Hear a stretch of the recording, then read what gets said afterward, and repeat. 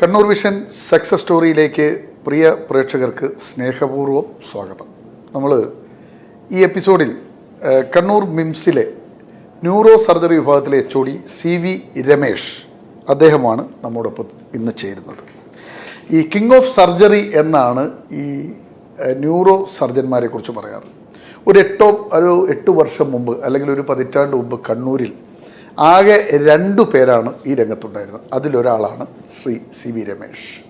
അദ്ദേഹം കോഴിക്കോട്, തൃശ്ശൂർ മെഡിക്കൽ കോളേജുകളുടെ പ്രൊഡക്റ്റാണ്.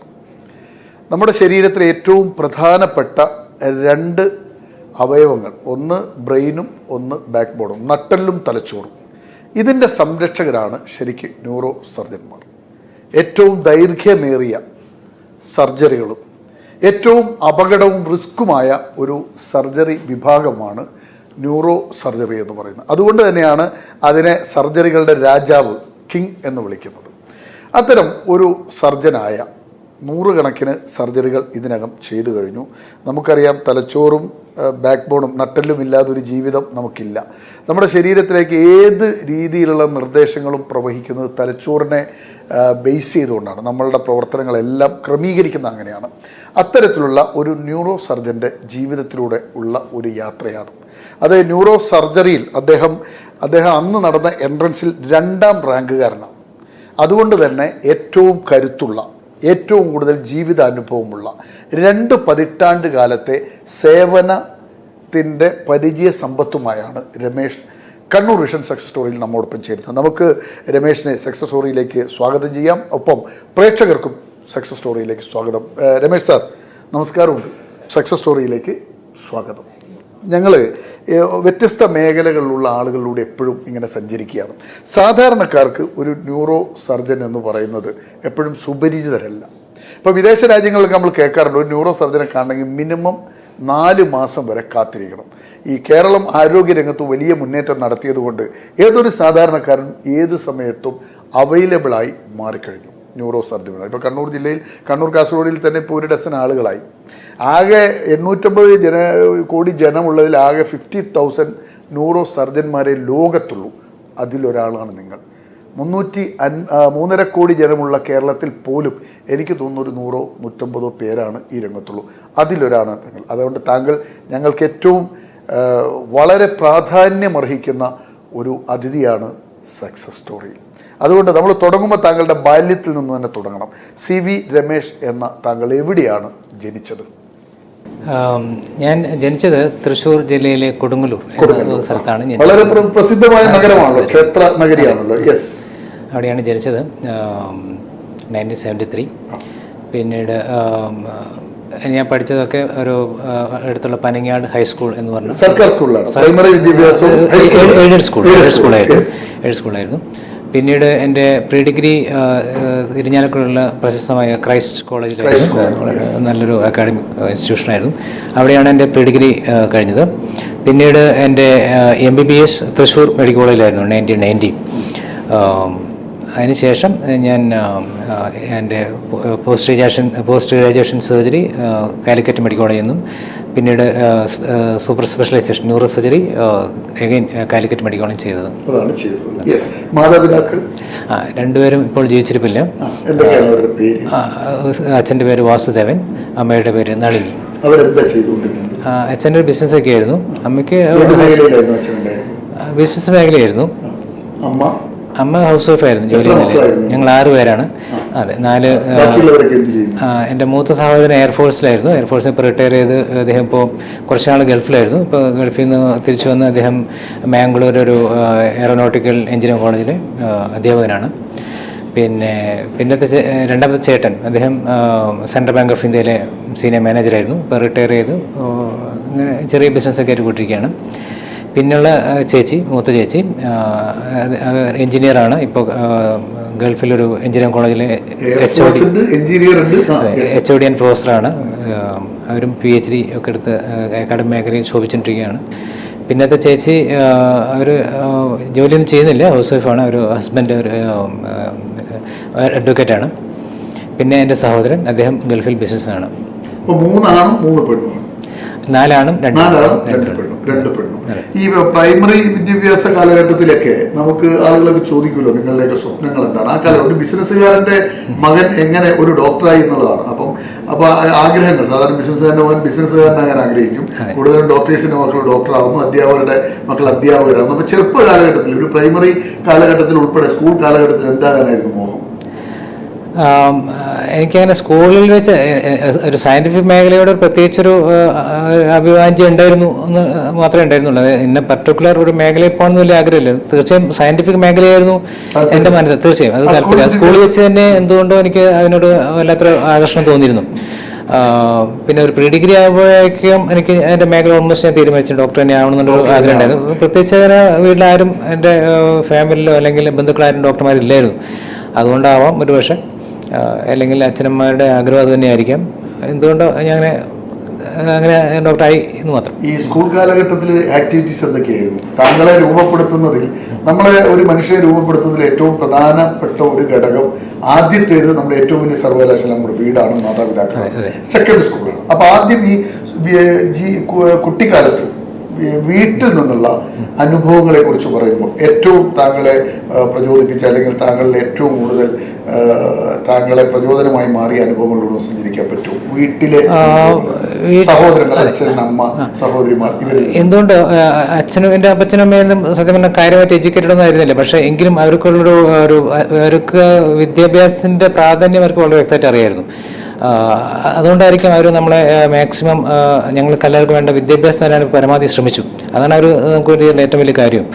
വിദ്യാഭ്യാസത്തിന്റെ പ്രാധാന്യം ചെറുപ്പത്തിൽ തുടങ്ങി ഞങ്ങൾ ഊന്നി പറയുകയും അതിൻ്റെ ഒരുപക്ഷെ അതായിരിക്കാം ഒരുപക്ഷെ ഞങ്ങൾ എല്ലാവരും ഈ ഒരു പഠന കാര്യത്തിൽ കൂടുതൽ പ്രാധാന്യം എടുക്കാനും ഒരു സാഹചര്യം തീർച്ചയായിരുന്നു. അവര് അച്ഛനന്മാരുടെ ആ ഒരു പ്രോത്സാഹനം തീർച്ചയായും. താങ്കളുടെ ഈ സ്കൂൾ വിദ്യാഭ്യാസ കാലത്ത് ഓർമ്മകളിൽ നിറഞ്ഞു നിൽക്കുന്ന എന്തെങ്കിലും ഇൻസിഡൻസ് പറയാനുണ്ടോ? കാരണം മനുഷ്യനെ രൂപപ്പെടുത്തി വരുമ്പോൾ ചില കാര്യങ്ങൾ നമ്മുടെ മനസ്സിൽ നിന്ന് ഒരിക്കലും മാഞ്ഞു പോകില്ല. അപ്പോൾ ഏറ്റവും സന്തോഷം നൽകുന്ന ഏതെങ്കിലും ഒരു അനുഭവം സ്കൂൾ കാലഘട്ടത്തിൽ പറയാൻ പറ്റും?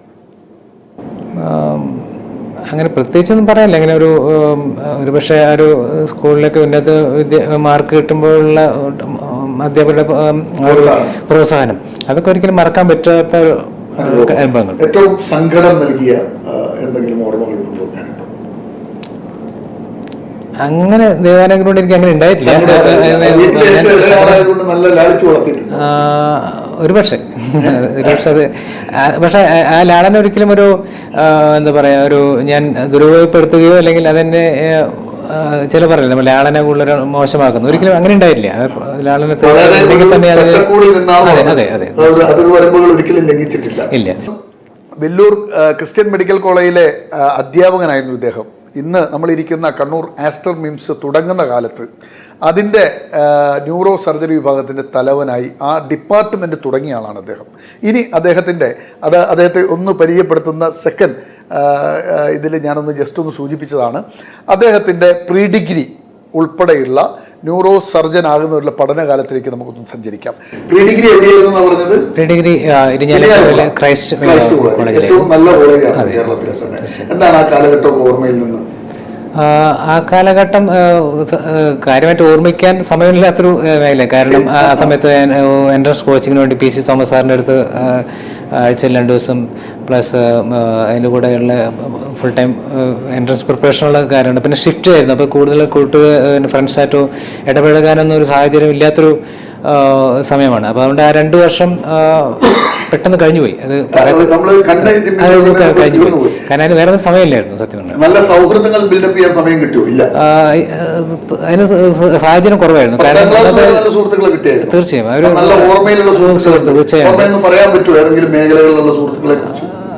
വളരെ ചെറുപ്പത്തിലുള്ള കുറെ കൂട്ടുകാരുണ്ട്. തീർച്ചയായും എന്താ പറയുക വളരെയധികം ജീവിതത്തെ സ്വാധീനിച്ച സുഹൃത്തുക്കളുണ്ട്.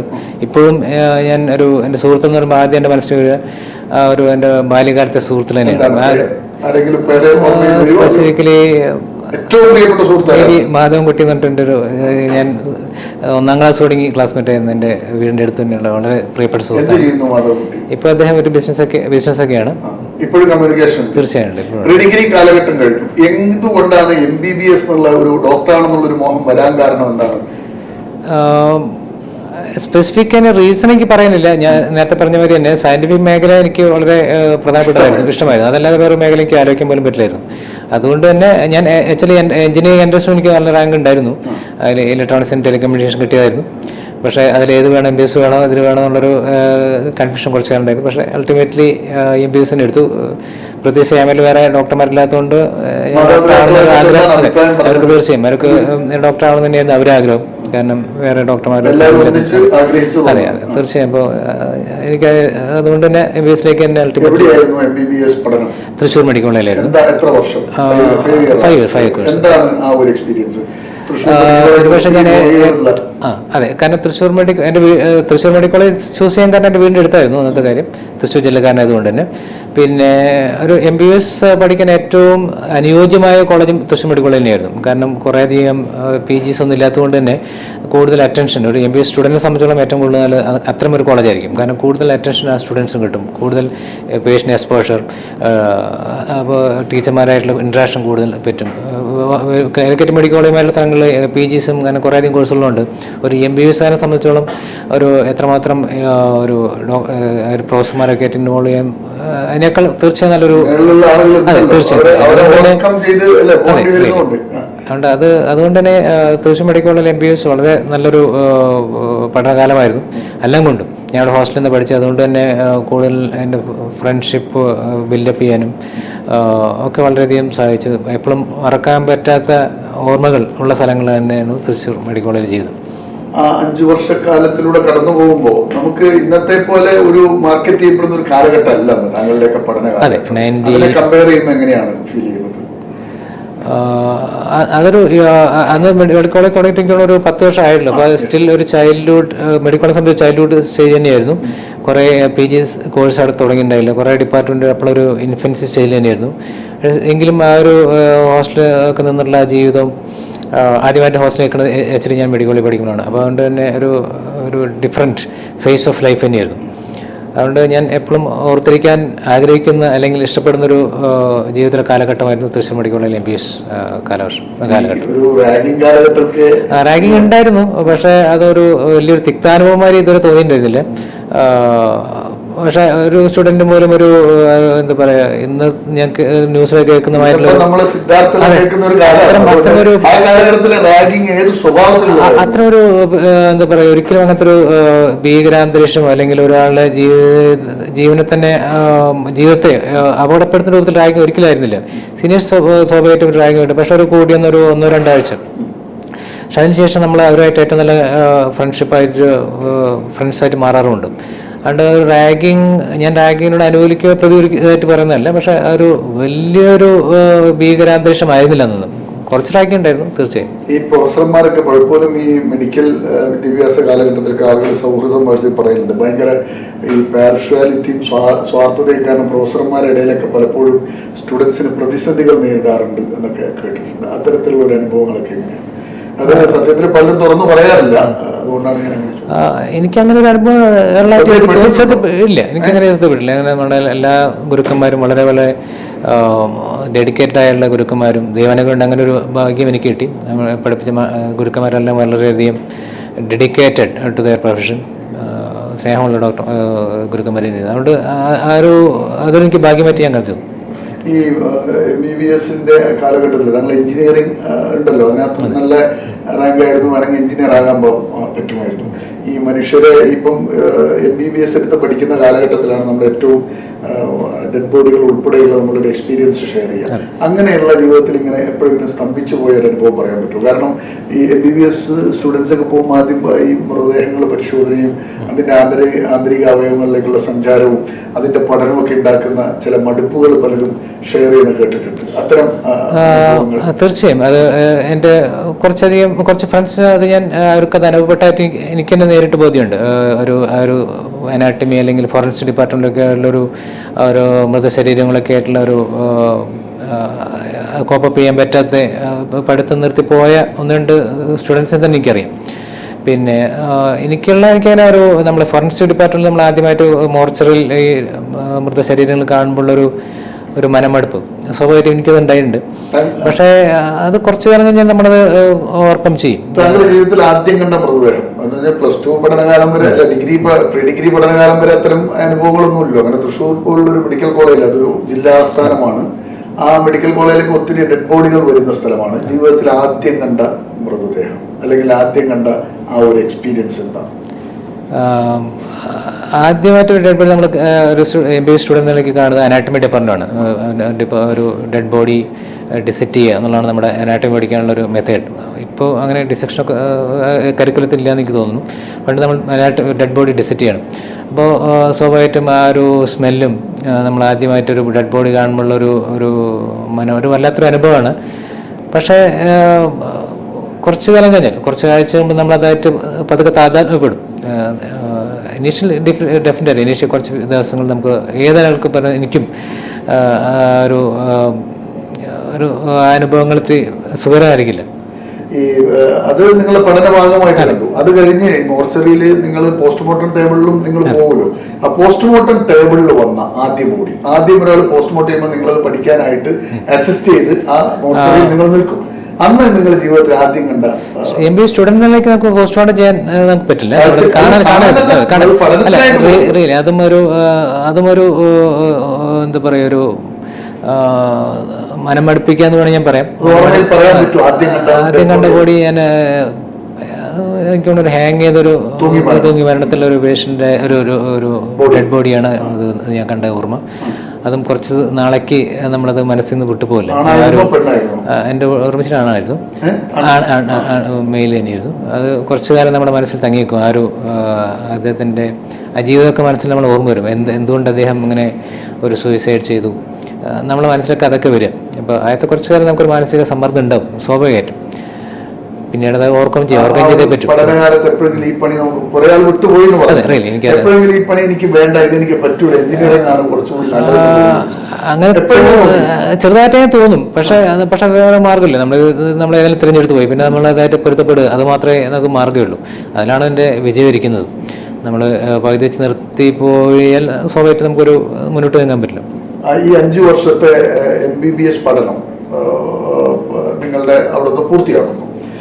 എപ്പോഴെങ്കിലും പരീക്ഷകളിൽ ഒരു അസ്വസ്ഥതകൾ വരികയോ അങ്ങനെ എന്തെങ്കിലും അനുഭവങ്ങളുണ്ടോ? പേപ്പറുകൾ കിട്ടാതെ എല്ലാം കൃത്യസമയത്ത് കിട്ടിയത്? ആ കാലഘട്ടത്തിലെ സഹപാഠികളായിട്ടുള്ള ആളുകൾ ഇന്നത്തെ ഏതൊക്കെ മേഖലകളിലുള്ള തൃശ്ശൂർ മെഡിക്കൽ കോളേജ് മുളത്താവില് 2 ഭാഗമായിട്ടാണ് മെഡിക്കൽ കോളേജ്. ഒരു കുറെ ഭാഗങ്ങൾ ടൗണിലായിരുന്നു. ജില്ലാ ആശുപത്രി ഭാഗമായിരുന്നു. പിന്നെ ഞങ്ങൾ ഒരു പ്രീ ക്ലിനിക്കൽ സബ്ജക്ട് എന്ന് പറയും, അനാട്ടമി, ഫിസിയോളജി, അങ്ങനത്തെ ഇതൊക്കെ മുളങ്ങത്താവ് എന്ന് പറഞ്ഞ ഭാഗത്തായിരുന്നു അതുണ്ടായിരുന്നു. ഞങ്ങൾ ഹോസ്റ്റൽ അവിടെ തന്നെയായിരുന്നു. അപ്പോൾ ഞങ്ങൾ ഷട്ടിൽ ചെയ്യണം. രാവിലെ മുളങ്ങത്താവ്, ഉച്ചയ്ക്ക് ശേഷം ടൗൺ, അങ്ങനെ ഡെയിലി പോയിക്കൊണ്ടിരിക്കുകയായിരുന്നു നമ്മൾ ഒരു ആദ്യത്തെ 1.5 വർഷത്തിന് ശേഷം. എൻ്റെ സഹപാഠികൾ എല്ലാവരും നല്ല നിലയിലാണ്. കുറേ പേര് വിദേശത്തുണ്ട്, കുറേ പേര് നാട്ടിൽ തന്നെയുണ്ട്. അവർ ഞങ്ങൾ ഇടയ്ക്കിട്ട് അവരായിട്ടൊരു ഞങ്ങളുടെ ബാച്ച് ഗെറ്റ് ടുഗദർ കണ്ടിട്ട് കാണാറുണ്ട്. ഈ വടക്കുന്നാഥന്റെ മണ്ണിൽ സ്വരാജ്യ റൗണ്ട് വടക്കുന്നാഥ എന്റെ മണ്ണ് എന്ന് പറയുന്ന ഒരു ഗൃഹാതുരത്വം എന്താണ്? ആ മണ്ണിനെ കുറിച്ചുള്ള ഒരു 5 വർഷം അവിടെ പഠിച്ചു. കൊടുങ്ങല്ലൂർ പിന്നെ അവിടെ കുറച്ച് ദൂരം കിലോമീറ്റർ അപ്പുറം പോകണം. അത് ഒരു എറണാകുളം വെച്ചാണ് കൊടുങ്ങല്ലൂർ വരുമ്പോൾ പാവുകയായി അങ്ങോട്ട് എത്തി. ഈ 5 വർഷം തൃശ്ശൂർ നഗരത്തിലാണ് പഠനം. സ്വരാജ് റൗണ്ടും വടക്കുന്നാഥന്റെ മണ്ണിൽ അങ്ങനെ ആ തൃശ്ശൂരിനെ കുറിച്ചുള്ള ഒരു സ്വപ്നങ്ങൾ എന്താണ്? തൃശ്ശൂർ പൂരമൊക്കെ അന്ന് സ്ഥിരമായി കാണുമായിരുന്നു. 2 തവണ ഞാൻ തൃശ്ശൂർ പൂരം കാണാൻ പോയിട്ടുണ്ട് കൂട്ടുകാരോടെ. ഒരു നല്ലൊരു അനുഭവമാണ്. നമ്മൾ ആദ്യമായിട്ട് തൃശ്ശൂർ പൂരം കാണാൻ അതിൻ്റെ ഒരു ഗാംഭീര്യവും ഒക്കെ നമ്മൾ അനുഭവിക്കേണ്ടത് തന്നെയാണ്. നമ്മൾ ഇടയ്ക്കിട്ട് പോകാറുണ്ട്, പല ആവശ്യങ്ങളായി പോകേണ്ടി വന്നിട്ടുണ്ട്.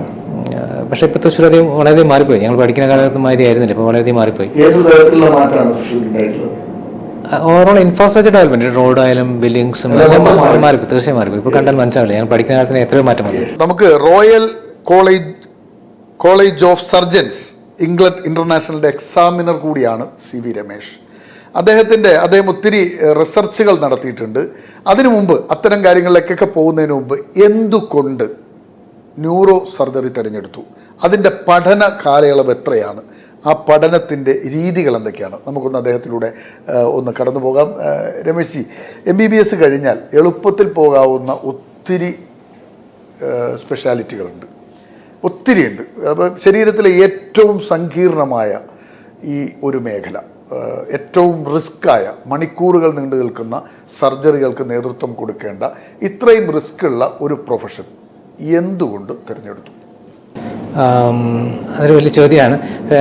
എന്നെ സംബന്ധിച്ചിടത്തോളം നമ്മുടെ തലച്ചോറാണ്, ബ്രെയിനാണ് നമ്മുടെ എല്ലാ അവയവങ്ങളെയും നിയന്ത്രിക്കുന്ന ഒരു ഭാഗം. അപ്പോൾ അതിനൊരു അസുഖം വന്നു കഴിഞ്ഞാൽ അതിൻ്റെ ഭാഗമായിട്ട് രോഗിക്കുണ്ടാകുന്ന ആവശ്യകതകൾ പറഞ്ഞറിയിക്കാൻ പറ്റുന്നതാണ്. ചില വീട്ടിൽ അബോധാവസ്ഥയിൽ ജീവിതങ്ങൾ കിടപ്പിലായി പോകും, ഒരു വശം തളർന്നു പോകും. അപ്പോൾ അതിൻ്റെ ഭാഗമായിട്ട് രോഗിക്കും രോഗിയുടെ കുടുംബത്തിനും ഉണ്ടാക്കാവുന്ന ആഘാതം വളരെ വളരെ വലുതാണ്. വേറെ ഏത് അവയവങ്ങളെ ബാധിക്കുന്ന അസുഖമാതിരിയല്ല തലച്ചോറിൻ്റെ.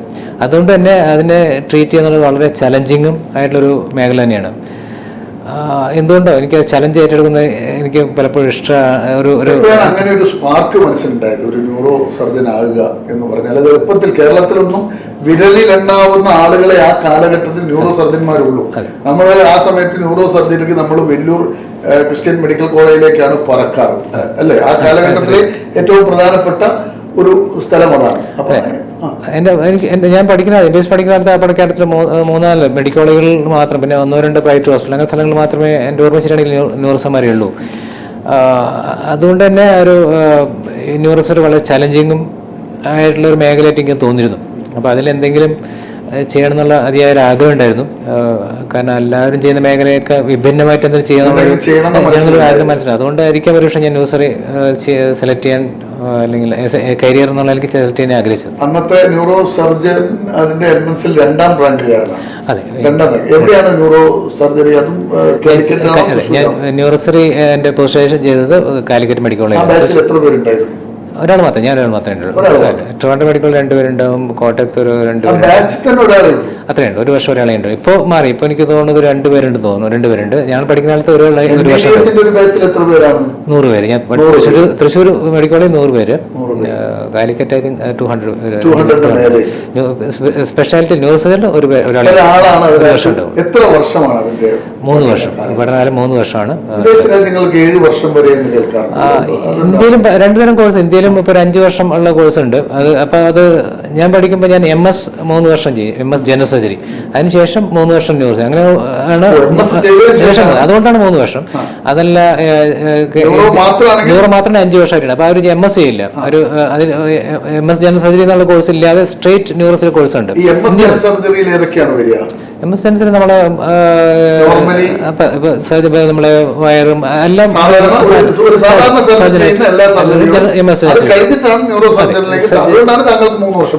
അതെ, ജനറൽ സർജൻ സ്പെഷ്യാലിറ്റിയാണ്. ന്യൂറോ സർജൻ സൂപ്പർ സ്പെഷ്യാലിറ്റിയാണ്. പക്ഷെ അതില്ലാതെ ഒറ്റ നിലയ്ക്ക് ന്യൂറോസർജറി ഇന്ത്യയിലും ഇങ്ങനെയുണ്ട്. ഇപ്പോൾ ഉദാഹരണം വലിയ മെഡിക്കലുകളിലൊക്കെ ഒറ്റ 5 വർഷത്തെ കോഴ്സാണ്. അപ്പോൾ അവർക്ക് ഒരു 3 വർഷം അല്ല 5 വർഷത്തെ കോഴ്സാണ്. ഇത് തന്നെയാണ്. അവരും സ്ട്രേറ്റ് ന്യൂസ് മാത്രമേ അതിലുണ്ടാവുള്ളൂ. അപ്പോൾ അവർക്കും ജനറൽ സർജറിയിലെ ട്രെയിനിങ്ങിന് വേണ്ടി കുറച്ച് വർഷം അതിലേക്ക് പോകേണ്ടി വരും. എങ്കിലും അങ്ങനത്തെ കോഴ്സ് അവിടെ ഉണ്ട്. ഇന്ത്യയിലും ഇപ്പോൾ കൂടുതലും അങ്ങനത്തെ കോഴ്സിലേക്ക് നീങ്ങുകയാണ്. അത് MS കഴിഞ്ഞിട്ട് പോകണേക്കാൾ കൂടുതൽ ആയിക്കൊണ്ടിരിക്കുന്നത്. ഈ ന്യൂറോ സർജറിക്ക് തന്നെ ആയുസ് 100 വർഷമാണ് പറയുന്നത്. അത് അതിന്റെ റിസർച്ച് തുടങ്ങിയത് ന്യൂറോ സർജറി തുടങ്ങിയിട്ട് 100 വർഷമാണ്. അതെ, ഏകദേശം. അതെ, അതിന്റെ ഒരു തുടക്കത്തെ കുറിച്ച് താങ്കളുടെ പഠനാനുഭവം നോക്കാൻ പറ്റും. താങ്കൾ പഠിച്ചത് ന്യൂറോ സർജറിയുടെ ഒരു തുടക്കം ആരിൽ നിന്നാണ്? അത്തരം ഒരു ചിന്ത. ഇപ്പൊ നമ്മളൊരു കാർഡിയോളജി എല്ലാം പറയുമ്പോൾ അതിനൊക്കെ ഒരു തുടക്കക്കാരുണ്ടാവും. അതെ, താങ്കൾ പഠിച്ച താങ്കളുടെ ഓർമ്മയിൽ നിന്ന് ന്യൂറോ സർജറിയുടെ തുടക്കത്തെ കുറിച്ച് എങ്ങനെയാണ് പറയുന്നത്? ഞാൻ കാലിക്കറ്റ് മെഡിക്കൽ കോളേജിൽ സ്റ്റുഡൻ്റായിട്ട് ന്യൂസ് സ്റ്റുഡൻറ്റ് ജോയിൻ ചെയ്തു. ജേക്കബ് പാലപ്പാട് സാറായിരുന്നു നമ്മുടെ ഹെഡ് ഓഫ് ദി ഡിപ്പാർട്ട്മെൻറ്റ്. ഞാൻ ഏറ്റവും കൂടുതൽ ബഹുമാനിക്കുന്ന എൻ്റെ ഗുരു. അദ്ദേഹമാണ് ന്യൂറോസറിൽ പഠിക്കാനുള്ള നമ്മുടെ ഒരു ഇൻസ്പിറേഷനും പ്രചോദനവും അദ്ദേഹം തന്നെയാണ്. പിന്നെ ശിവകുമാർ സാറ് എൻ്റെ ഗുരു തന്നെയാണ്. സുരേഷ് കുമാർ KL എന്ന് പറഞ്ഞ ഇപ്പോൾ ട്രിവാൻഡ്രം മെഡിക്കൽ കോളേജ് HOD ആയിരുന്നു അദ്ദേഹം. ഇങ്ങനെ 3 ഗുരുക്കന്മാരിൽ നിന്നാണ് ഞാൻ ഫസ്റ്റ് എക്സ്പീരിയൻസ് എങ്ങനെയാണ്? ഒരു ന്യൂറോ സർജന് ആദ്യം തലയോട്ടി പിളർന്ന് തലച്ചോറിലേക്ക് കിടക്കുന്ന പണിയാണല്ലോ. ആലോചിക്കുമ്പോൾ തന്നെ മനുഷ്യന് പേടിയാകുന്നുണ്ട്. ആദ്യത്തെ ഇവരോടൊപ്പം അസിസ്റ്റ് ചെയ്ത് നിന്ന് ഒരു ടേബിളോ പറയാൻ പറ്റും? നമ്മൾ ആദ്യം ആസ് എ സ്റ്റുഡൻറ് നമുക്കത് കുറച്ചു കാലം നമ്മൾ തീർച്ചയായും അത് ഒബ്സർവ് ചെയ്യണം, അവർ ചെയ്യണത് നിരീക്ഷണം. അതിനുശേഷം നമ്മുടെ ഗുരുക്കന്മാരുടെ പ്രസൻസിൽ നമ്മൾ ചെറിയ സിമ്പിളായിട്ടുള്ള പ്രൊസീജിയേഴ്സ് നമ്മൾ ചെയ്യിപ്പിക്കും. അതിനുശേഷം നമ്മളുടെ കോമ്പറ്റൻസ് അനുസരിച്ചിട്ട് അവർ മനസ്സിലാക്കിയതിനു ശേഷം നമ്മൾ കൂടുതൽ ഇൻഡിപെൻഡന്റ് ആയിട്ട് നമ്മുടെ സർജറി ചെയ്യാൻ, അങ്ങനെയാണ് എൻ്റെ ഒരു ട്യൂമർ. നമ്മൾ ഫൈനൽ ആകുമ്പോഴത്തേക്കും നമുക്ക് ഓൾമോസ്റ്റ് എല്ലാതരം കേസുകളും വളരെയധികം സങ്കീർണമായ എല്ലാ കേസുകളും നമുക്ക് ചെയ്യാൻ നമ്മുടെ ഗുരുക്കന്മാർ നമ്മൾ അനുവദിച്ചിട്ടുണ്ട്.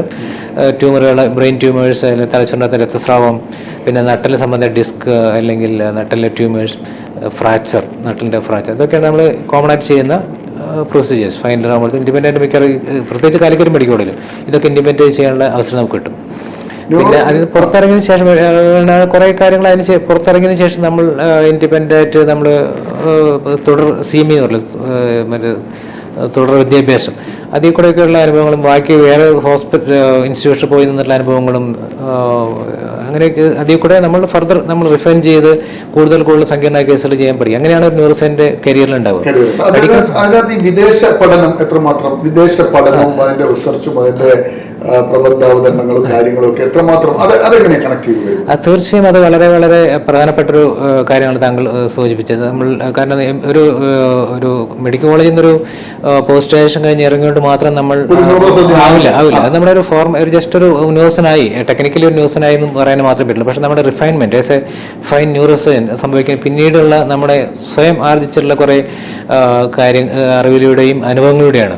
അത് വർഷങ്ങൾ കൊണ്ടുണ്ടാവുന്ന ഒരു പരിണാമമാണ്. അപ്പോൾ അതിൽ പ്രധാനപ്പെട്ട കുറേ ഘടകങ്ങളാണ് നമ്മൾ വിദേശ രാജ്യങ്ങളിലുള്ള കോൺഫറൻസ് അറ്റൻഡ് ചെയ്യുക, അവിടെയുള്ള പേപ്പർ സയന്റിഫിക് പേപ്പർ പ്രസന്റ് ചെയ്യുക, പബ്ലിക്കേഷൻ ചെയ്യുക. ഞാൻ ഏകദേശം 12ഓളം വിദേശ രാജ്യങ്ങളിൽ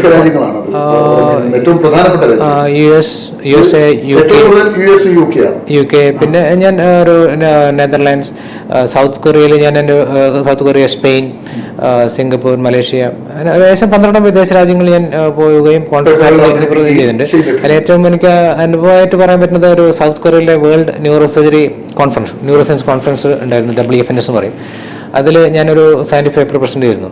ഒരു 10-15 years ആയിട്ടുണ്ട്. അതിൽ എൻ്റെ പേപ്പർ ബെസ്റ്റ് പേപ്പർ അവാർഡായിട്ട് സെലക്ട് ചെയ്തിരുന്നു. അതൊരു ഉള്ള സന്തോഷം നൽകുന്ന, അഭിമാനത്തോട് പറയാൻ പറ്റുന്ന ഒരു ബെസ്റ്റ് പേപ്പർ അവാർഡും കിട്ടും, യങ് ന്യൂറോ സയൻസ് ബെസ്റ്റ്. പിന്നെ എനിക്ക് congress of neuro surgeons of American neuro സയൻസിൻ്റെ അസോസിയേഷൻ്റെ പേരാണ്. അവരെ ഒരു ഫെലോഷിപ്പ് കിട്ടുന്നുണ്ടായിരുന്നു. അതുവഴി എനിക്ക് ഫിലഡൽഫിയ അതിലൊരു ന്യൂറോ സർജറി ഇതിൽ അറ്റൻഡ് ചെയ്യാനും കുറച്ചുകൂടെ ട്രെയിനിങ്ങിന് പോകാനൊരു ഭാഗ്യം കിട്ടിയിരുന്നു. പിന്നെ പറഞ്ഞ മാതിരി തന്നെ വേറെ എവിടെയാണ് ആ രീതിയിൽ ഇംഗ്ലണ്ടിലെ എക്സ്പീരിയൻസ് എന്താണ്? ഇംഗ്ലണ്ടിൽ ഞാൻ റോയൽ കോളേജ് ഓഫ് സർജൻസിന്റെ ഒരു മെമ്പറാണ്. ഇപ്പോൾ ഞാൻ കഴിഞ്ഞ വർഷം അവരുടെ എക്സാമിനർ, MRCS എക്സാമിനറായിട്ട് സെലക്ട് ചെയ്തു. അതും ഒരു സന്തോഷം നൽകുന്ന ഒരു കാര്യമായിരുന്നു. അതിനുശേഷം ഞാൻ അതിൻ്റെ എക്സാമിനായിട്ട് കഴിഞ്ഞ വർഷം പോയിരുന്നു. ഈ വിദേശ രാജ്യങ്ങൾ, യൂറോപ്യൻ രാജ്യങ്ങൾ, US-ലും UK-ലൊക്കെ പോയ അനുഭവങ്ങളും നമ്മുടെ ഇന്ത്യയിലെ ഈ പഠന നിലവാരവും നമ്മൾ കമ്പയർ ചെയ്യുമ്പോൾ അതിനെങ്ങനെയാണ് താങ്കൾക്ക് നിരീക്ഷിക്കാൻ പറ്റുന്നത്? നമുക്ക് വേൾഡ് സ്റ്റാൻഡേർഡ് ന്യൂറോ സയൻസ് ആണ് നമുക്കും ഇന്ത്യയിലും അഭിമാനപൂർവ്വം പറയാൻ പറ്റും. സ്കില്ലിലും എല്ലാ കാര്യത്തിലും തീർച്ചയായും നമ്മൾ വിദേശ രാജ്യങ്ങളിലെ ന്യൂറോ സയൻസിനോട് കിടപിടിക്കാവുന്ന എത്രയോ നല്ല സീനിയർ ഡോക്ടേഴ്സ് നമുക്കുണ്ട്. നമുക്കതിൽ എനിക്ക് തോന്നിയിട്ടുള്ള കുറച്ചൊരു ലാക്കുനെ നമുക്ക് തോന്നി നമ്മൾ റിസർച്ച് ലെവലിൽ നമ്മുടെ ഒരു പോരായ്മയാണ്. അതിലെന്തുകൊണ്ടാണ് നമ്മളതിന് പല പല കാരണം ഉണ്ടാവാം, നമ്മളതിന് കൂടുതൽ സ്ട്രെസ് കൊടുക്കുന്നില്ല എന്ന് എനിക്ക് പലപ്പോഴും തോന്നിയിട്ടുണ്ട്. അപ്പോൾ അത് തീർച്ചയായും നമുക്ക് നോക്കേണ്ട ഒരു, അല്ലെങ്കിൽ സീരിയസ് ആയിട്ട് കൺസിഡർ ചെയ്യേണ്ട ഒരു കാര്യം തന്നെയാണ് എനിക്ക് തോന്നാറുണ്ട് പലപ്പോഴും. നമ്മുടെ റിസർച്ച് കാര്യത്തിൽ നമ്മൾ വേണ്ടത്ര ശ്രദ്ധ എന്തുകൊണ്ടോ ഇന്ത്യയിൽ നമ്മൾ ചെയ്ത് കാണുന്നില്ല. നമുക്ക് ആവശ്യത്തിന് ക്ലിനിക്കൽ മെറ്റീരിയൽ ഉണ്ട്, ആവശ്യത്തിൽ കൂടുതൽ പേഷ്യൻസ് ഉണ്ട്, മുന്നോട്ട് പോകാനുണ്ട്. തീർച്ചയായും ഡോക്ടറെ, നമ്മുടെ ഈ താങ്കളുടെ ഈ പ്രബന്ധങ്ങൾ, പേപ്പറുകളും ആ ഒരു അതിൻ്റെ ഗവേഷണങ്ങളും സെമിനാറുകളും ഒക്കെ അതിൻ്റെ ഒരു കാര്യങ്ങളിലേക്ക് ഒന്നുകൂടി ഒന്ന് പോകാൻ പറ്റും? ഞാൻ നേരത്തെ സൂചിപ്പിച്ച മാതിരി നമ്മൾ എനിക്ക് റിസർച്ചിലും അല്ലെങ്കിൽ സയന്റിഫിക് പബ്ലിക്കേഷനും കുറച്ച് താല്പര്യം ഉണ്ടായിരുന്നു. ഞാൻ ഓൾറെഡി ഒരു ഡസനിൽ കൂടുതൽ പബ്ലിക്കേഷൻസ് ഉണ്ട്. പിന്നെ ഞാനൊരു പ്രധാനപ്പെട്ട ഒരു പബ്ലിക്കേഷൻ ഇപ്പോൾ നമ്മുടെ British journal of neuro surgery, അതൊക്കെ ഒരു വളരെ ലോക പ്രശസ്തമായ ഒരു ജേണൽ, മോസ്റ്റ് റെപ്യൂട്ടഡ് ജേണൽസാണ് പറയുന്നത്. അതിൽ ഒക്കെ എനിക്ക് പബ്ലിക്കേഷൻസ് ഉണ്ട്. പിന്നെ ഞാനൊരു ഇപ്പോൾ PhD ഗൈഡാണ് Sri Ramachandra institute of medical science Chennai. അതിൽ റിസർച്ച് ഗൈഡാണ്. പിന്നെ ഇപ്പോൾ ഞാൻ ഇപ്പോൾ ഒരു റിസർച്ച് ഞാൻ ശ്രദ്ധ കേന്ദ്രീകരിക്കുന്നത് നമ്മുടെ Rajiv Gandhi centre of biotechnology Trivandrum, ഇന്ത്യയിലെ തന്നെ one of the best premier research ഇൻസ്റ്റിറ്റ്യൂട്ടാണ് ബയോടെക്നോളജി. അവരുമായി ഒരു കൊളാബറേറ്റ് ചെയ്തുകൊണ്ട് ബ്രെയിൻ ട്യൂമറിൻ്റെ ഇമ്മ്യൂണോതെറാപ്പി ഇതിലുള്ള റിസർച്ചിന് ഞാൻ തുടങ്ങിയിട്ടുണ്ട്. അത് ഒരു നമ്മൾ ഒരു സമയം വരും, ഏകദേശം 5 years നീണ്ടെടുക്കുന്നൊരു റിസർച്ച് പ്രോഗ്രാമാണ് ഞാൻ മനസ്സിലുള്ളത്. അത് കാരണം ബ്രെയിൻ ട്യൂമർ ഇപ്പോഴും നമ്മുടെ ഒരു ബ്രെയിൻ ട്യൂമറിൻ്റെ പ്രോഗ്നോസിസ് അല്ലെങ്കിൽ ഒരു ട്യൂമർസ് പേഷ്യൻ്റെ ഒരു ഔട്ട്കം ഇപ്പോഴും പതറ്റിക്കാണ്. ഇപ്പോൾ ബെസ്റ്റ് ഓഫ് ട്രീറ്റ്മെൻറ്റ് ഇപ്പോൾ സർജറി, റേഡിയേഷൻ, കീമോതെറാപ്പി ഒക്കെയാണ്. അത് കഴിഞ്ഞാൽ കൂടി നമ്മുടെ ഒരു ലൈഫ് സ്പാൻ മാക്സിമം 2 years ഒക്കെയാണ് ഇപ്പോഴും. താങ്കളുടെ മേഖലയുമായി ബന്ധപ്പെട്ട് ഇപ്പം ഒരു ന്യൂറോ സർജൻ എന്ന നിലക്ക് താങ്കളുടെ അടുത്ത് ശരീരത്തിന്റെ എന്തൊക്കെ അസുഖങ്ങൾ, ഇപ്പൊ ചില അപസ്മാരം ന്യൂറോ സർജന്റെ അടുത്ത് എത്താറുണ്ട്, പാർക്കിൻസൺസ് വരാറുണ്ട് എന്ന് പറയാം, അങ്ങനെ കുറേ കാര്യങ്ങൾ. അതിന്റെ ഒരു എത്ര എണ്ണം, ഏതൊക്കെ മേഖല കിടന്നു വരും? കഴിഞ്ഞൊരു 18 വർഷത്തിൽ ഞാൻ 2,000-3,000 സർജറികൾ നമ്മൾ ചെയ്തിട്ടുണ്ട്. അല്ലെങ്കിൽ 1000-ഓളം സർജറി ചെയ്തിട്ടുണ്ട്. തീർച്ചയായും ഏറ്റവും കൂടുതൽ ചെയ്ത സർജറി ഏതാണ്? പലപ്പോഴും തലച്ചോറിൻ്റെ രക്തസ്രാവം, ട്യൂമർ, പിന്നെ പരിക്കുകൾ, നട്ടലുള്ള പരിക്ക്, അതിനായിട്ട് ബന്ധപ്പെട്ട സർജറി, ഡിസ്ക് ആയിട്ടുള്ള നട്ടലിലെ ഡിസ്കിന് സംബന്ധിച്ച ഓപ്പറേഷൻസ്, അതൊക്കെയാണ് ന്യൂസ് യൂഷ്വലി ഇതാക്കുക. പക്ഷേ സർജറിയിൽ ഏറ്റവും സമയ ദൈർഘ്യമേറിയ സർജറി ഏതാണ്? പലപ്പോഴും തലച്ചോറിന്റെ പ്രധാനപ്പെട്ട ഭാഗങ്ങളിലുള്ള ട്യൂമർ, ഇതുവരെ നമ്മുടെ സെറിബെല്ലർ പോണ്ടൈൻ ആംഗിൾ ട്യൂമർ എന്നൊക്കെ, സീപ്പ് ആംഗിൾ ട്യൂമർ, അതിനൊക്കെ ചിലപ്പോഴൊക്കെ അത് വളരെ ട്യൂമറിന്റെ വലിപ്പം, ട്യൂമറിന്റെ കോംപ്ലക്സിറ്റി, അതിരിക്കുന്ന ലൊക്കേഷൻ, അതൊക്കെ അനുസരിച്ചിരിക്കും. ചില കേസിനൊക്കെ നമ്മൾ 12 മണിക്കൂറൊക്കെ നീണ്ടുന്ന ഓപ്പറേഷൻ ചെയ്ത അനുഭവങ്ങളുണ്ട്. ബ്രേക്ക് എടുക്കാൻ പഠിക്കുന്ന കാലത്തൊക്കെ ബ്രേക്ക് എടുക്കാൻ പറ്റില്ല. നമ്മൾ അസിസ്റ്റ് ചെയ്യുന്ന സമയത്തൊക്കെ ബ്രേക്ക് എടുക്കാതെ ഒറ്റ സ്ട്രെച്ചിൽ നിന്ന ഒരു അനുഭവം ഉണ്ടായിട്ടുണ്ട്. 12 മണിക്കൂർ, അത് രാവിലെ 9 മണിക്ക് വൈകുന്നേരം 9 മണി വരെ ഒറ്റ സ്ട്രെച്ചിൽ നിന്ന അനുഭവങ്ങൾ പോലും ഉണ്ടായിട്ടുണ്ട് പഠിക്കുന്ന കാലത്ത്. ഈ ന്യൂറോ സർജറിയിൽ ആളുകളെ ഇത് ബോധ്യപ്പെടുത്തി കൊടുക്കാൻ നമുക്കിപ്പം മറ്റ് സർജറി പോലെയല്ല, ഭയങ്കര കോംപ്ലിക്കേറ്റഡ് ആണല്ലോ. ഈ ബൈസ്റ്റാൻഡേഴ്സിനെയും രോഗിയെയൊക്കെ എത്രമാത്രം നമുക്ക് ഇത് ബോധ്യപ്പെടുത്താൻ സാധിക്കുന്നു? നമ്മുടെ ഒരു നിലവാരം ആ നിലക്ക് ഉയർന്നിട്ടുണ്ട്. അതൊരു വലിയ ചോദ്യമാണ്. കാരണം ഇപ്പോൾ നമ്മൾക്ക് സ്വയം നമ്മുടെ വളരെ ക്ലോസ് റിലേറ്റീവ് ട്യൂമർ ഉണ്ടാകുമ്പോൾ അപ്പോഴാണ് നമുക്കൊരു തലച്ചോറിൻ്റെ ഒരു ഓപ്പറേഷൻ നമ്മൾ വിധേയനാകുമ്പോൾ നമുക്ക് ആ ഡിസിഷൻ എടുക്കേണ്ട ഡിഫിക്കൽട്ടി നമ്മൾ അനുഭവപ്പെടും. കാരണം നമ്മളൊരു പേഷ്യൻ്റെ ഭാഗത്തുനിന്ന് നോക്കുമ്പോൾ അവരെത്രമാത്രം ഒരു സർജറിക്ക് വിധേയനാകാൻ എടുക്കുന്ന ഒരു തീരുമാനം ഉണ്ടല്ലോ, എത്ര സങ്കീർണമാണെന്നൊക്കെ മനസ്സിലാവും. പലപ്പോഴും രോഗിക്ക് നമ്മളൊരു ബ്രെയിൻ ട്യൂമറിന് ഓപ്പറേഷൻ പറയുമ്പോൾ ഇമ്മീഡിയറ്റ് പലപ്പോഴും സമ്മതിക്കാറില്ല. അത് സ്വാഭാവികം. കാരണം അതിൻ്റെ സ്വാഭാവിക പേടി ഉണ്ടാവുമല്ലോ. തലച്ചോറിന് ഓപ്പറേഷൻ ചെയ്യുമ്പോൾ ഉണ്ടാക്കുന്ന ഒരു അപകട സാധ്യത, മരണസാധ്യതയൊക്കെ അവർ മനസ്സിൽ കൂടെ കടന്നു പോകുന്നുണ്ടാവും. പക്ഷേ പലപ്പോഴും വേറെ ഓൾട്ടർനേറ്റീവ് അവർക്ക് ഉണ്ടാവാറില്ല. കാരണം ഒരു ട്യൂമർ ചെയ്യേണ്ട കേസ് ട്യൂമർ ചെയ്തല്ലേ പറ്റും. അപ്പോൾ അൾട്ടിമേറ്റ്ലി അവർ സമ്മതിക്കാറുണ്ട്. നമ്മളത് അതിൻ്റെ എല്ലാ വരായികളും, അതിൻ്റെ കോംപ്ലക്സിറ്റിയും അതിൻ്റെ കോംപ്ലിക്കേഷൻസും അതിൻ്റെ ഔട്ട്കം എല്ലാം ശരിയായ വിധത്തിൽ നമ്മളൊരു പറഞ്ഞ് മനസ്സിലാക്കിയാൽ മിക്ക പേഷ്യനും സമ്മതിക്കാറുണ്ട്. പലപ്പോഴും ഈ ആക്സിഡന്റിലൊക്കെ പറ്റി തലയോട്ടൊക്കെ തകർന്ന കേസിൽ തലയോട് തുന്നിച്ചേർക്ക എല്ലാ ചികിത്സയും കഴിഞ്ഞിട്ടാണെന്നൊക്കെ കേട്ടിട്ടുണ്ട്. എന്താ അതിന്റെ ഒരു നടപടി? ചില കേസിലൊക്കെ ഈ അടുത്ത കാലത്ത് ഞാനൊക്കെ അറ്റൻഡ് ചെയ്ത ഒരു കേസിലും തലയോട്ടി തുന്നിച്ചേർത്തിട്ടില്ല. എന്താണ് അതിനെക്കുറിച്ച് ബോധം കിട്ടാത്തൊരു വിഷയം? അതെ, അതിന് ഡീകംപ്രസീവ് ക്രൈനോറ്റമി എന്ന് ഞങ്ങൾ ഭാഷ പറയും. അത് നമ്മുടെ തലച്ചോറിന് പരിക്ക് പറ്റി, അല്ലെങ്കിൽ ചില കേസിൽ ട്യൂമറിനൊക്കെ നമ്മൾ തലയോട് തുറന്ന് ഓപ്പറേഷൻ ചെയ്ത് കഴിയുമ്പോൾ തലച്ചോറ് ഭയങ്കര നീര് വന്ന് വീർത്തിരിക്കുന്നുണ്ടാവും. അപ്പോൾ നമുക്കത് ആ സമയത്ത് നമ്മൾ തലയോട് തിരിച്ചാട് വെച്ച് കഴിഞ്ഞാൽ തലയുടെ അകത്ത് പ്രഷർ ക്രമാതീതമായി കൂടുകയും അതുവഴി മരണപ്പെട്ടു പോകാനുള്ള സാധ്യത വളരെ കൂടുതലായിരിക്കും. അങ്ങനത്തെ കേസ് നമ്മളെ തലയോടാട് വെക്കില്ല. അത് തലയുടെ സ്കിന്നൊക്കെ തുന്നി വെക്കും, തലയോടാട് വെക്കില്ല. അതൊരു ഞാൻ യൂഷ്വലി അബ്ഡമിൽ തന്നെ വെക്കുക. പക്ഷേ ചില ഡോക്ടർമാരത് ഡീപ് ഫ്രീസർ, അത് ശീതീകരിച്ച് അതിൽ തലയോടിൻ്റെ ഒരു ഭാഗം വെക്കുക ചെയ്യുക. അതിനുശേഷം നമ്മുടെ തലച്ചോറിൻ്റെ നീരൊക്കെ കുറഞ്ഞതിന് ശേഷം, അത് പലപ്പോഴും ഒരു മാസമൊക്കെ പിടിക്കും, കുറഞ്ഞ ശേഷം തിരിച്ചത് തലയോട് അവിടെ റീപൊസിഷൻ ചെയ്യാം, അത് തിരിച്ചു വെച്ച് ഫിക്സ് ചെയ്യുക ചെയ്യും. ഒരു പ്രിവെന്റ് ഒരു അപകടം ഒഴിവാക്കാനുള്ളൊരു സംവിധാനം മാത്രം. ഇത് പ്രേക്ഷകർക്ക് ഇത് കേട്ടിരിക്കുമ്പോൾ അവർ ആലോചിക്കുകയും ശരീരത്തിന്റെ പല അവയവങ്ങളും മാറ്റിവെക്കും നമ്മൾ കേട്ടിട്ടുണ്ട്. ഹൃദയം, കിഡ്നി, കൈകാലുകൾ, കണ്ണുകൾ, ഇങ്ങനെ പല സാധനങ്ങൾ മാറ്റി. ഇതിന്റെ ഒരു സാധ്യത എത്രമാത്രമുണ്ട്? തലച്ചോറിന്റെ അല്ലെങ്കിൽ നമ്മുടെ സ്പൈനിന്റെ ഒക്കെ റീപ്ലേസ്മെന്റിനെ കുറിച്ച് അതൊരു ന്യൂസിനെ സംബന്ധിച്ച് സത്യം പറഞ്ഞാൽ ഒരു സ്വപ്നമാണ്. ശരിക്കും പറഞ്ഞാൽ അതൊരു യാഥാർത്ഥ്യമായിരുന്നെങ്കിൽ എന്നുള്ളൊരു സ്വപ്നമാണ്. പൊട്ടൻഷ്യൽ നമുക്ക് ഈ നിമിഷത്തിൽ അത് പ്രായോഗികമാണെന്ന് ആയില്ല, ഈ നിമിഷത്തിൽ അത് സാധ്യമല്ല. പക്ഷേ അത് സ്വപ്നമാണ്. തീർച്ചയായും ഇപ്പോൾ തന്നെ പറയുന്നത് സ്പൈനൽ കോഡ് മുറിഞ്ഞു പോയ ഈ നിമിഷം വരെ നമുക്കതൊരു ശരി ഒരു എഫക്റ്റീവായ ട്രീറ്റ്മെന്റ്.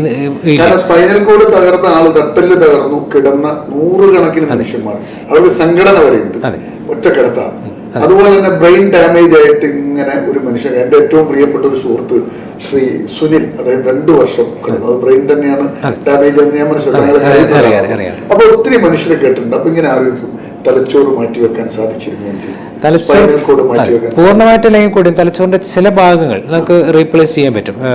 ഉദാഹരണം ഫീറ്റൽ ഭ്രൂണത്തിന്റെ തലച്ചോറിൽ നിന്നുള്ള കുറച്ച് ഭാഗങ്ങൾ നമുക്ക് തിയററ്റിക്കലെങ്കിലും തലച്ചോറിന്റെ ചില ഭാഗങ്ങളിൽ നമുക്ക് റീപ്ലേസ് ചെയ്യാൻ പറ്റും. അല്ലെങ്കിൽ നമ്മുടെ ശരീരത്തിന്റെ തന്നെ ഉള്ള സ്റ്റെം സെല്ലിൽ നിന്ന് തലച്ചോറിന്റെ കുറേ ചില ഭാഗങ്ങൾ വളർത്തിയെടുത്തുകൊണ്ട് ചില സ്ഥലങ്ങളിൽ റീപ്ലേസ്, ഉദാഹരണം പാർക്കിൻസോൺസുമായിട്ടുള്ള ചില അസുഖമുണ്ട്. അതിന് ചില ഭാഗങ്ങൾ കൂടുതൽ ഡീജനറേറ്റീവ് ചെയ്തു പോകുന്ന, നശിച്ചു പോകേണ്ട ഒരു അവസ്ഥ കൊണ്ടുണ്ട്. ആ നശിച്ചുപോയ സെൽസ് നമുക്ക് റീപ്ലേസ് ചെയ്യാൻ പറ്റും. അത് പൂർണ്ണതോതിലെ വിജയം കണ്ടില്ലെങ്കിൽ കൂടിയും തിയററ്റിക്കലി അത് പോസിബിൾ ആണ്. അപ്പം അതുമാതിരി അത് കൂടുതൽ വിജയിക്കുകയാണെങ്കിൽ തലച്ചോറിൻ്റെ ചില ഭാഗങ്ങളെങ്കിലും റീപ്ലേസ് ചെയ്യാൻ പറ്റുന്ന, ഭാവിയിലെങ്കിലും പറ്റുന്ന തന്നെയാണ് എൻ്റെ പ്രതീക്ഷ. ഈ ഏറ്റവും ഞങ്ങൾ ചില സ്ഥലത്തൊക്കെ വായിച്ചിട്ടുണ്ട്, ഏറ്റവും റിസ്ക് ഉള്ള, ഏറ്റവും സങ്കീർണമായ, അതുപോലെ തന്നെ ഏറ്റവും മരണനിരക്ക് ഉയർന്ന ഒരു സർജറിയാണ് ന്യൂറോ സർജറി എന്ന് പറയുന്നത്. അതിനെ കുറിച്ച് താങ്കളുടെ അഭിപ്രായം? തീർച്ചയായും റിസ്ക് വളരെയധികം ഉള്ളതാണ്. പക്ഷെ അത് ഗ്രാജുവലി ആ ഒരു പെർസെപ്ഷൻ മാറിക്കൊണ്ടിരിക്കുകയാണ്. കാരണം ഇപ്പോഴുള്ള നമ്മളെ ടെക്നോളജി വളരെ മാറി. പണ്ടൊക്കെ നമ്മളൊരു തലച്ചോറിൻ്റെ ഒരു ഓപ്പറേഷൻ പൂർണ്ണമായിട്ടും ഡിപ്പെൻഡ് ചെയ്യുന്നത് ആ സർജൻ്റെ കഴിവും സ്കില്ലും അനുസരിച്ചിരിക്കും. എല്ലാ ന്യൂസിൻ്റെ ഒരേ ലെവലുള്ള സ്കിൽ ഉണ്ടാവണമെന്നില്ല. പക്ഷേ ഇപ്പോൾ കാലം മാറി. ഇപ്പോൾ നമുക്ക് കൂടുതൽ equipment, for example neuro navigation മായിട്ടുള്ള സംവിധാനം നമുക്കുണ്ട്. അതുവഴി നമ്മൾ സർജൻ്റെ സ്കില്ല് ഒരു പരിധിവരെ, സ്കില്ലാത്ത സർജൻസ് പോലും ഒരു പരിധിവരെ അത് കോമ്പൻസേറ്റ് ചെയ്യുന്ന മെഷീൻ വഴി സഹായിക്കും. അപ്പോൾ അതുകൊണ്ട് തന്നെ നമ്മളിപ്പോൾ തലച്ചോറിന് ഡീപ് സീറ്റ് ആയിട്ടുള്ളൊരു തടിപ്പ് ട്യൂമർ നീക്കം ചെയ്യാൻ പണ്ട് നമ്മളൊരു ഡോക്ടറെ ഇൻഡ്യൂഷൻ, ഡോക്ടറെ ഒരു മനസ്സ് ഒരു സ്കില്ല് വഴിയാണ് നമ്മൾ എത്തിയിട്ടുണ്ട്. ഇപ്പോൾ അത് തീർച്ചയായും പണ്ട് ഇപ്പൊ ഈ പുതിയ ടെക്നോളജി വന്നതുകൊണ്ട് നമുക്ക് നമുക്ക് ആ പർട്ടിക്കുലർ ഭാഗത്ത് എത്തിപ്പെടാനൊക്കെ കുറച്ചും സുരക്ഷിതമായി എത്തിപ്പെടാനും കുറച്ചും കൂടി അക്യുറേറ്റ് ആയിട്ട് എത്തിപ്പെടാനും പറ്റും. അതുകൊണ്ട് തന്നെ പണ്ടത്തെമായിട്ടുള്ള മരണസാധ്യത വളരെയധികം കുറഞ്ഞു. പണ്ടൊക്കെ ന്യൂസ് ഓപ്പറേഷൻ ചെയ്യുക, നമ്മൾ പണ്ട് തമാശ ഒരുപാട് കേട്ടിട്ടുണ്ട്. ഓപ്പറേഷൻ മുന്നേ രോഗിയുടെ തല ഷേവ് ചെയ്യും, ഓപ്പറേഷൻ ശേഷം രോഗിയുടെ ബന്ധുക്കളുടെ തല ഷേവ് ചെയ്യുമെന്ന് ഞാൻ കേട്ടിട്ടുണ്ട്. അത് ഇൻവേരിയബിളി പേഷ്യന്റ് മരിച്ചു, അത് പേഷ്യന്റ് മരിച്ചു ബന്ധുക്കൾ ഷേവ് ചെയ്യാന്നുള്ളൊരു തല ഷേവ് ചെയ്യാന്നുള്ളൊരു ചടങ്ങുണ്ടല്ലോ.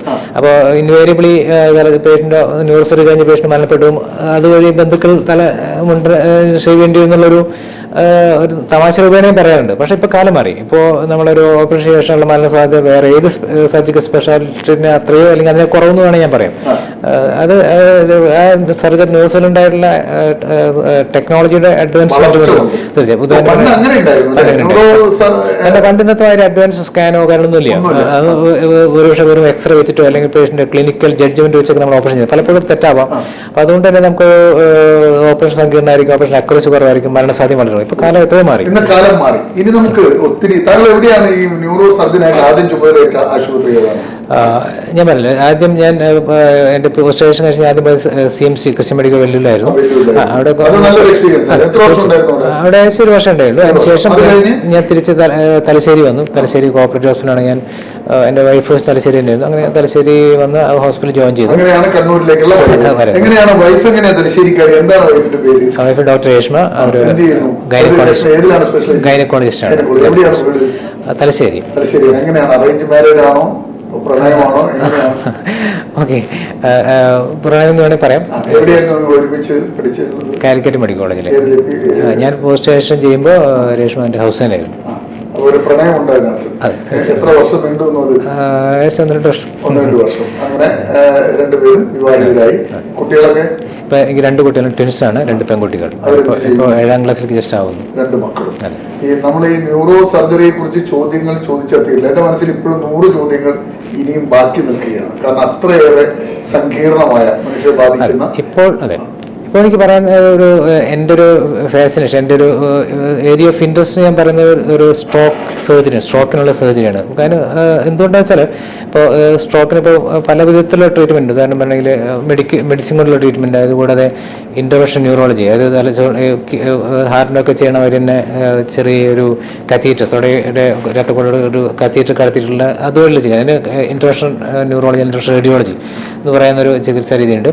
അതുകൂടാതെ തലച്ചോറിന് സർജറി വഴിയും സ്ട്രോക്കിന് ചികിത്സിക്കാം, ഫലപ്രദമായി ചികിത്സിക്കാം. ചില ട്രീറ്റ്മെൻറ്റ് സർജറി കൂടെ മാത്രമേ പറ്റുള്ളൂ. ഉദാഹരണം പറഞ്ഞാൽ തലച്ചോറിന് രക്തം കൊടുക്കുന്ന കാരോട്ടിഡ് ആർട്ടറി എന്ന് പറഞ്ഞൊരു രക്തക്കൊള്ളുണ്ട്. അത് കാര്യമായിട്ട് അടഞ്ഞു പോയിട്ടുണ്ടെങ്കിൽ അത് ചില കേസിന് അത് ഇൻ്റർവെൻഷൻ വഴി ഭയങ്കര ട്രീറ്റ് ചെയ്യാം, ഓപ്പറേഷൻ കൂടെ. പക്ഷേ ചില കേസിന് സർജറി തന്നെ വേണ്ട കേസുണ്ട്. കാരോട്ടിഡ് എൻഡാർട്രക്ടമി എന്ന് പറയും. അത് നോർത്ത് കേരള ഏറ്റവും കൂടുതൽ ചെയ്ത വ്യക്തിയാണ് ഞാൻ. കാരണം അതുവഴി എത്രയോ നമുക്ക് പേഷ്യൻ്റെ ഏറ്റവും കൂടുതൽ കാരോട്ടിഡ് എൻഡാർട്രക്ടമി എന്ന് പറയും. അതെ, സ്ട്രോക്ക് പ്രിവെന്റ് ചെയ്യാനുള്ള ഒരു സർജറിയാണ്. അത് തലച്ചോറിലേക്ക് രക്തക്കൊള്ളിൻ്റെ തുറന്ന് അതിൻ്റെ അകത്ത് അതെ, ഓൾറെഡി സ്ട്രോക്കിന് ലക്ഷണങ്ങളുള്ള പേഷ്യൻ്റ് നമ്മൾ സ്കാൻ ചെയ്യുമ്പോഴാണ് രക്തക്കൊള്ള ബ്ലോക്ക് നമ്മൾ കാണുക. അത് ചില കേസിന് സർജറി തന്നെ വേണ്ട കേസുണ്ടാവും. അപ്പോൾ അതെന്ന് ചെയ്യുക, രക്തക്കൊള്ള തുറന്നിട്ട് ആ ബ്ലോക്ക് നീക്കം ചെയ്യുക. കാരണം അത് സ്ട്രോക്ക് പ്രിവെന്റ് ചെയ്യാൻ വളരെയധികം ഇഫക്റ്റീവായ ട്രീറ്റ്മെൻ്റ് ആണ്. അത് ഞാൻ കുറച്ചധികം ചെയ്തിട്ടുണ്ട്. പിന്നെ ചെയ്യാവുന്നൊരു വേറെ ചികിത്സ രീതിയാണ് തലച്ചോറിലേക്കുള്ള ബൈപ്പാസ്, സെറിബ്രൽ ബൈപ്പാസ് എന്ന് പറയും. തലച്ചോറിൻ്റെ അകത്തുള്ള രക്തക്കൊള്ള അടഞ്ഞു പോയിട്ടുണ്ടെങ്കിൽ അത് മരുന്നിൽ കൂടെ ഫലപ്രദമായി ട്രീറ്റ് ചെയ്യാൻ പറ്റാത്ത കേസിന്, എല്ലാവർക്കല്ല, നമുക്ക് തലച്ചോറിന് പുറത്തുള്ള തലയുള്ള രക്തക്കൊള്ള തലച്ചോറിലേക്ക് തുന്നിച്ചേർക്കുന്ന ചികിത്സ, ഹാർട്ടിനൊക്കെ ബൈപ്പാസ് ചെയ്യണ മാതിരി തന്നെ അതിന് ചെയ്യാം. അത് സെലക്റ്റഡ് കേസിന് അത് വളരെയധികം ഗുണം കിട്ടും. എനിക്ക് തന്നെ അത് കുറേയധികം ചെയ്തൊരു അനുഭവം ഉണ്ട്. വളരെയധികം റിസൾട്ട് കിട്ടും. ന്യൂറോ സർജൻ എന്നുള്ള ജീവിത അനുഭവം വെച്ച് ഏറ്റവും കൂടുതൽ വരുന്നത് സ്ട്രോക്കും ഈ പറയുന്ന നമ്മുടെ നട്ടലുമായി ബന്ധപ്പെട്ട അത്തരം അസുഖങ്ങളുമായി ബന്ധപ്പെട്ട് കഷ്ടപ്പെടുന്നവരും വരാൻ സാധ്യതയുള്ളവരുമായ മനുഷ്യരോട് താങ്കളുടെ ജീവിതാനുഭവം വെച്ച് താങ്കൾക്ക് പറയാനുള്ള ഒരു ഉപദേശം, ഒരു നിർദ്ദേശം എന്താണ്? നമ്മൾ ഏറ്റവും കൂടുതൽ നമുക്ക് തലച്ചോറിന് പരിക്ക് പറ്റിയിട്ടുള്ള പേഷ്യൻ്റെ ഒരവസ്ഥ, അവർ അബോധാവസ്ഥയൊക്കെ എടുക്കുക, അല്ലെങ്കിൽ ഒരു വശം തളർന്ന് പോയ പേഷ്യൻ്റെ അവസ്ഥ, പേഷ്യൻ്റെ ഫാമിലി അവസ്ഥയും പലപ്പോഴും വളരെ സങ്കടകരമാണ്. നമുക്ക് പലപ്പോഴും ഒരു അത്തരം പേഷ്യൻ്റ് കാണുമ്പോൾ തന്നെ ഉണ്ടാകുന്ന നമുക്കുള്ളൊരു ബുദ്ധിമുട്ടുണ്ടല്ലോ. അപ്പോൾ അത് ഒരു പരിധി പ്രിവെൻറ്റ് ചെയ്യാവുന്നതാണ്. അതാണ് എൻ്റെ ഏറ്റവും വിചിത്രമായ കാര്യം. മീൻസ് ഒരു പ്രിവെൻറ്റബിൾ ആണ്. ക്യാൻസർ മാതിരിയല്ല. അത് നമ്മുടെ വണ്ടി ഓടിക്കുമ്പോൾ ഹെൽമെറ്റ് ധരിക്കുക, അല്ലെങ്കിൽ ഒരു അമിത വേഗതയിൽ വണ്ടി ഓടിക്കാതിരിക്കുക, സ്ട്രിക്റ്റ് ആയിട്ട് street belt, traffic rules strict ആയിട്ട് പാലിക്കുക. കൂടുതൽ അങ്ങനെയാണ്. അല്ലെങ്കിൽ പിന്നെ നമ്മുടെ ബിൽഡിംഗ് വർക്കേഴ്സ് അവർ തീർച്ചയായും ഒരു പരിധി സ്ട്രെസ് ഇപ്പോൾ ചിലതരം കണ്ടു തന്നെ ഹൈപ്പർ ടെൻഷൻ അല്ലെ ഡയബറ്റീസ് അതൊക്കെ അൺകൺട്രോൾ ആയിട്ട് വരുമ്പോൾ അതിന്റെ ഭാഗത്ത് സ്ട്രോക്കും കാര്യങ്ങളും വരും. പരിധി പ്രിവെന്റ് ചെയ്യാന്നേ ഉള്ളൂ. തീർച്ചയായും പ്രിവെന്റ്. അപ്പോൾ അതാണ് ഇപ്പം ഡോക്ടർ രമേഷുമായിട്ട് ഇരുന്നാൽ ന്യൂറോ സർജറിയെ കുറിച്ച് സംസാരിച്ചാൽ 1, 2, 3, 10 എപ്പിസോഡ് കൊണ്ട് തീരില്ല. കാരണം അത്തരം ചോദ്യങ്ങളും അതിന് ഉത്തരങ്ങളും നമുക്ക് തേടേണ്ടതുണ്ട്. പക്ഷേ നമുക്ക് കിട്ടിയിരിക്കുന്ന വലിയൊരു സൗഭാഗ്യമാണ് ഇത്രയേറെ പരിചയസമ്പന്നനായ ഒരു ന്യൂറോ സർജനെ, നമുക്ക് സർജറികളുടെ രാജാക്കന്മാരിൽ ഒരാളെ നമുക്ക് കിട്ടിയിരിക്കുന്നത്. അദ്ദേഹത്തിൻ്റെ അനുഭവം, അദ്ദേഹം അവസാനം പറഞ്ഞ പോയിന്റിൽ തന്നെ പ്രേക്ഷകരൊന്ന് ചിന്തിക്കണം. നിശ്ചലമായി കണ്ണു തുറന്ന് ഇങ്ങനെ കിടന്നു പോകാതിരിക്കാൻ, എഴുന്നേക്കാൻ പറ്റാത്ത രീതിയിൽ നട്ടലിന് ക്ഷതമേറ്റ് കിടന്നു പോകാതിരിക്കാൻ ചെയ്യാവുന്ന, അദ്ദേഹം പറഞ്ഞു, പ്രിവെൻറ്റ് ചെയ്യുക എന്ന് പറഞ്ഞ് കൃത്യമായിട്ട് നിയമം പാലിച്ച് സമാധാനത്തിൽ മനുഷ്യൻ ജീവിക്കാൻ തീരുമാനിച്ചാൽ എന്ത് കാര്യത്തിനാണ്, ഇപ്പോൾ ഒരു കെട്ടിടത്തിൽ കയറാൻ പോകുമ്പോഴും അതിൻ്റെ ഒരു സുരക്ഷാ മുൻകരുതൽ, വാഹനത്തിൽ സഞ്ചരിക്കുമ്പോൾ ഇതെല്ലാം ഒന്ന് ഓർക്കുക. അപ്പോൾ വലിയ മാറ്റങ്ങൾക്ക് വിധേയരാകാം. ഇദ്ദേഹത്തിൻ്റെ ജീവിത അനുഭവങ്ങൾ പുതിയ ജനറേഷൻ, ഇപ്പം ആളുകൾ +2 ഒക്കെ കഴിഞ്ഞ് റിസൾട്ടെല്ലാം വന്നിരിക്കുകയാണ്. ഇതെല്ലാം കേട്ടിട്ട് കൂടുതൽ ന്യൂറോ സർജന്മാർ നമ്മുടെ നാട്ടിലുണ്ടാകട്ടെ. നമുക്ക് തലച്ചോറും നമ്മുടെ നട്ടലെല്ലാം സംരക്ഷിക്കാൻ കൂടുതൽ ഡോക്ടർമാർ ഉണ്ടാകട്ടെ എന്ന് മാത്രമാണ് ഞങ്ങൾക്ക് പറയാനുള്ളത്. പ്രേക്ഷകർക്ക് ഇതൊരു പാഠമായി ഒരനുഭവമായി മാറട്ടെ എന്ന് ആശംസിച്ചുകൊണ്ട് സക്സസ് സ്റ്റോറി എപ്പിസോഡ് ഇവിടെ വൈൻഡപ്പ് ചെയ്യുകയാണ്. ഇത്ര വിലപ്പെട്ട സമയം നമുക്ക് തന്ന ഡോക്ടർ രമേഷിന് സക്സസ് സ്റ്റോറിയുടെ നന്ദി, നമസ്കാരം.